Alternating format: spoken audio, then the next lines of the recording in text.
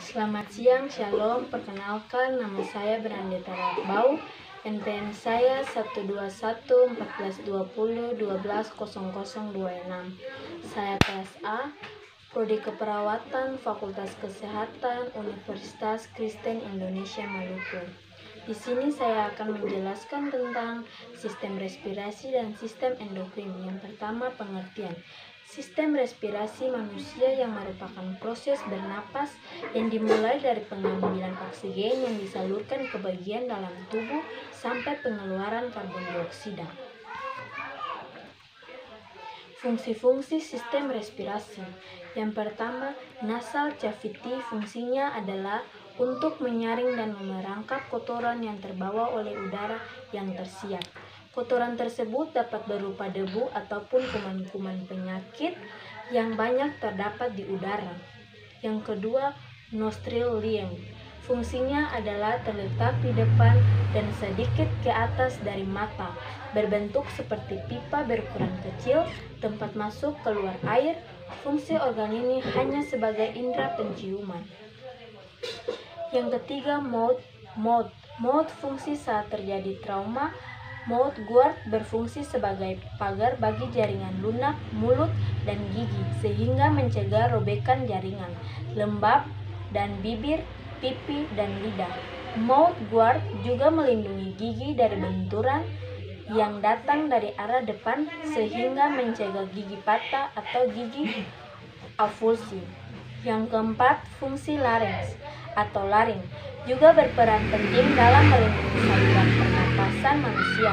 Laring mampu melindungi saluran pernapasan dari masuknya benda asing yang dapat membahayakan saluran pernapasan.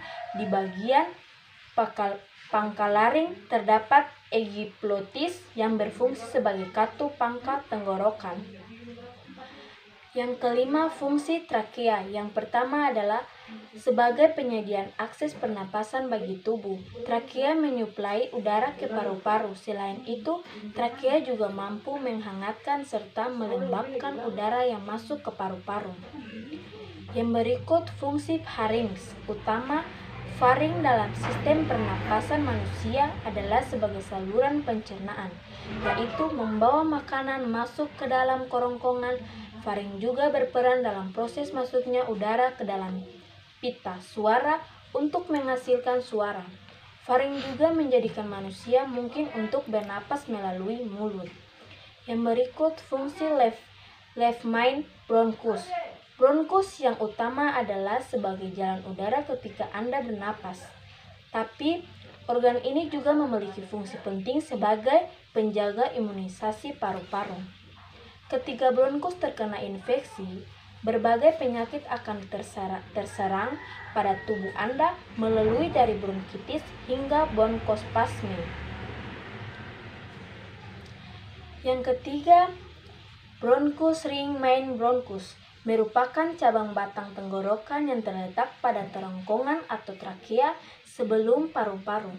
Bronchus adalah saluran udara yang memastikan udara masuk dengan baik dari trakea alveolus. Selain sebagai jalur masuk dan keluarnya udara, bronchus juga berfungsi mencegah infeksi. Yang berikut, fungsi left lung. Left lung paru-paru kiri adalah salah satu dari dua paru-paru yang terletak di hemithorax kiri, di kiri jantung dan mediastinum. Volume paru-paru lebih kecil dari paru-paru kanan dengan dimensi transversal yang lebih kecil karena jantung di sebelah kiri, tetapi dimensi longitudinal lebih besar karena hati menyebabkan hemidiafragma kanan lebih tinggi dari kiri. Yang berikut, fungsi ring lung. Paru-paru merupakan sepasang organ yang memiliki tekstur kenyal dan berisi udara, dibantu oleh trakea dalam penghantaran udara. Paru-paru berfungsi sebagai tempat pertukaran oksigen dari udara dan karbon dioksida dari darah. Fungsi diafragma adalah otot utama yang digunakan dalam proses menarik dan mengeluarkan nafas. Diafragma terletak di bawah rongga dada dan berbentuk seperti rongga otot. Organ tubuh yang memisahkan jantung dan paru-paru dengan organ perut, lambung, usus, limfa, dan hati. Yang berikut pengertian endokrin. Endokrin adalah sebuah jaringan terhadap kelenjar dan dalam sebuah organ yang memainkan dengan cara peran penting untuk mengatur banyak fungsi tubuh seperti metabolisme, pertumbuhan sel, dan perkembangan tubuh, serta sebuah proses dalam adanya reproduksi. Yang pertama, fungsi hipotalamus adalah bagian dari otak yang mengeluarkan bahan kimiawi berupa hormon yang dibutuhkan tubuh untuk membantu mengendalikan organ dan sel-sel tubuh. Fungsi hipotalamus yang paling utama adalah homeostatis, yaitu memastikan dan mempertahankan semua sistem tubuh berjalan stabil. Yang kedua, fungsi pituitary gland. Kelenjar ini berfungsi menghasilkan hormon yang membentuk mengendalikan banyak proses dan fungsi organ pada tubuh Anda.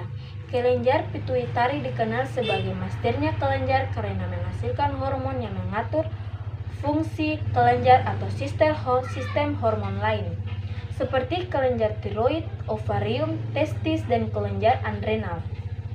Yang berikut, fungsi tiroid gland.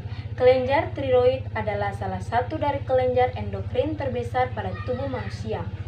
Kelenjar ini dapat ditemui di bagian depan leher, sehingga di bawah laring.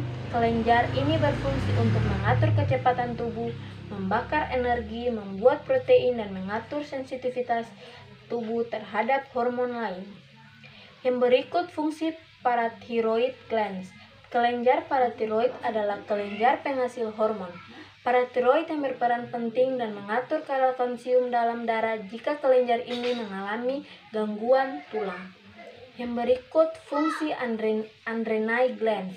Fungsi kelenjar adrenal, korteks adrenal bertanggung jawab dalam memproduksi 3 jenis hormon, yaitu aldosteron yang mengatur elektrolit dalam tubuh dan tekanan darah, kortisol yang mengontrol kadar gula darah dan metabolisme, dan gonadotropikoid yang mengatur hormon seks. Yang berikut, fungsi pankreas merupakan salah satu organ di dalam sistem pencernaan manusia secara umum. Fungsi pankreas dalam tubuh adalah memproduksi hormon dan enzim untuk menghancurkan makanan di dalam perut. Yang berikut, fungsi ovaries sendiri sudah disinggung sejak di bangku sekolah ketika bicara tentang organ reproduksi wanita. Secara garis besar, ovarium adalah memproduksi ovum atau sel telur yang nanti dibuahi sel sperma.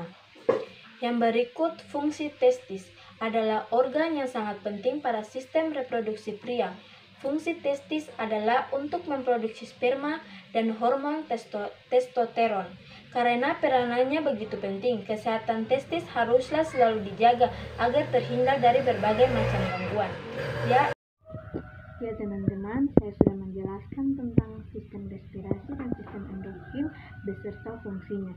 Di sini saya akan memperlihatkan gambar kepada teman-teman. Yang pertama, gambar respirasi. Ya, teman-teman bisa lihat gambarnya.